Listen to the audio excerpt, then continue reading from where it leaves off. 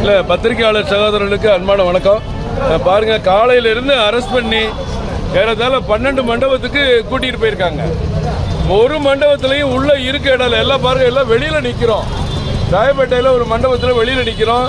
சட்டமன்ற உறுப்பினர் திருமதி வானதி சீனிவாசன் இருக்காங்க, முன்னாள் மத்திய அமைச்சர் பொன் ராதாகிருஷ்ணன் இருக்காங்க. எல்லாருமே இங்கே ரோட்டில் நிற்கிறோம். போலீஸ் யாரும் கிடையாது, என்ட்ரி போட கிடையாது. உள்ள வந்திருக்கவங்க அரெஸ்ட் பண்ணவங்க யார் யாரும் பேர் எழுதல, அங்கங்க போய் இறக்கி விட்டு போயிட்டாங்க. இதே மாதிரி பல இடத்துல, சில இடத்துல பார்க்குக்குள்ள உட்கார வச்சிருக்காங்க. ஏறத்தாழ 3000 பேர் கைதாயிருக்காங்க.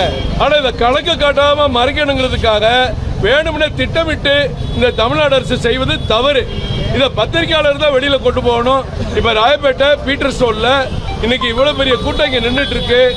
2 தலைவர்கள் இருக்காங்க. இதே மாதிரி ஒவ்வொரு மண்டபத்திலையும் ஒரு தலைவர் இருக்க தலைமையில் எல்லாரும் இருக்காங்க. ஆனா யாருமே போலீஸ் வழக்கமா அரெஸ்ட் பண்ணா அங்க டேபிள் சேர் போட்டு எல்லார்ட்டையும் வழக்கு பதிகிறது, பேப்பர்ல கையெழுத்து வாங்குறது வழக்கமான ஒண்ணு. ஆனா இன்னைக்கு இந்த போலீஸ் செய்ய தவறி இருக்கு. ஏன்னா இந்த 1000 கோடி ஊழல் பிரச்சனையை வெளியில கொண்டு வரக்கூடாதுங்கிறதுக்காக திட்டமிட்டு செய்யறாங்க. நீங்க பத்திரிகையாளர்கள் தான் இதை செய்யணும். எல்லா மாதிரி என்னை சுத்தியே எவ்வளவு பேர் இருக்காங்க. அங்க வேற ஏற்கனவே தலைவர்